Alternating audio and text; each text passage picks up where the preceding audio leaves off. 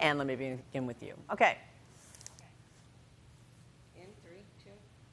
Thank you both for joining us. And Anne, let me begin with you. You gave a major press conference just today, once again sounding the alarm on the fentanyl crisis. What's the most urgent headline out of today's update? I mean, today's update, one of the things that we really want people to understand is that the greatest threat in our communities, our families, and for our kids right now are the 2 cartels that are operating in Mexico that are responsible for the fentanyl that is poisoning Americans at record and catastrophic rates. 107,622 lives lost over the past year.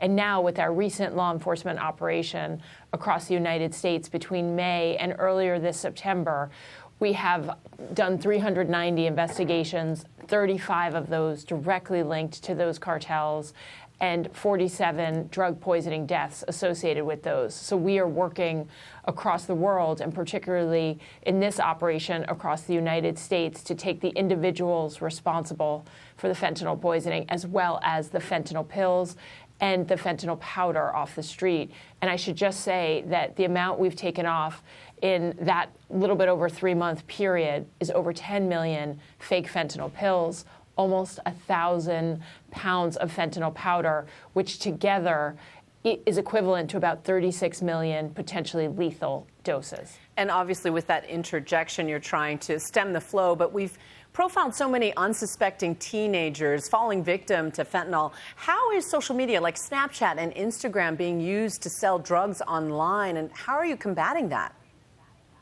It's such an important question. Of the investigations that we've just announced today, of those 390 investigations, 129 had direct links to social media platforms, and often as part of those investigations to multiple platforms. So not just Snapchat, but also Instagram, also Facebook. And what we see is that those social media platforms are being used essentially with the treachery that we see from the cartels, meaning this: they are selling fake pills on social media. So they make the pills look as though they're real OxyContin or real Percocet or real hydrocodone,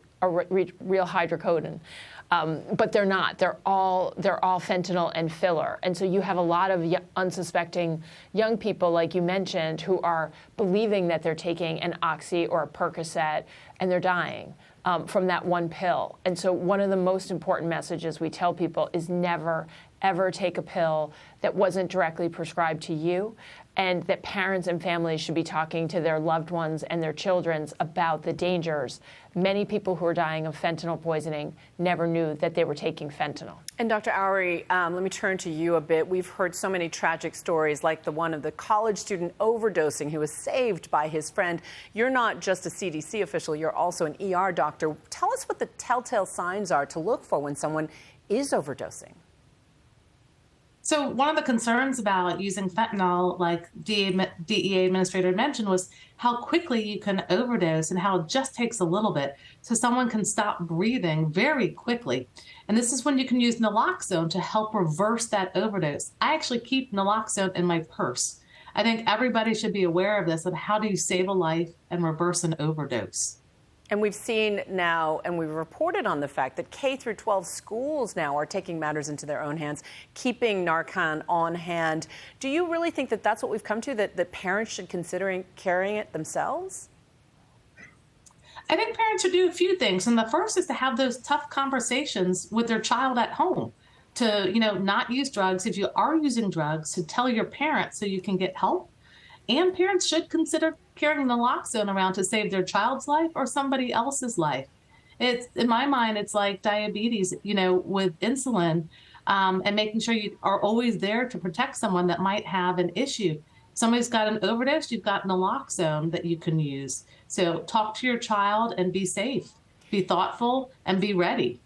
And Anne, in today's press conference, you mentioned rainbow fentanyl, and that is largely driven by marketing. Why are you so convinced that these pills are being targeted to kids?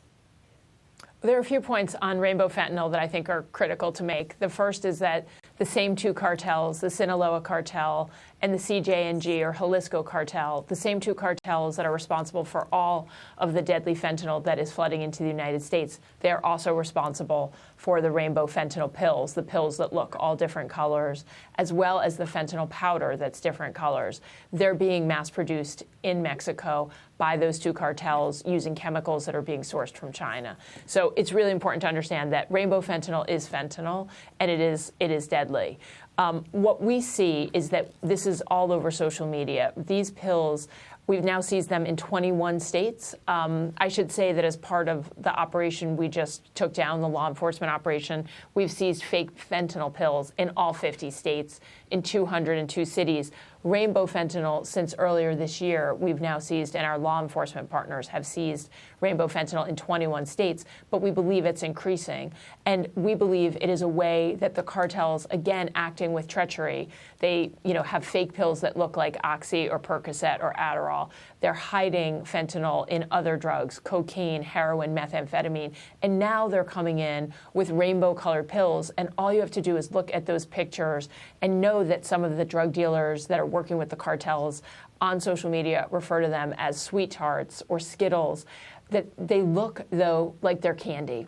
And we believe that they are being marketed to younger people as essentially a new type of either fake pill or a new type of party drug, but we know that it is being directed towards younger people and to try to expand the cartels' audiences and customers in the United States. Right. Dr. Oury, on that note, we all know that teens experiment with drugs. As a parent, what do you tell your kids, and what should parents do to stay on top of what their kids are doing?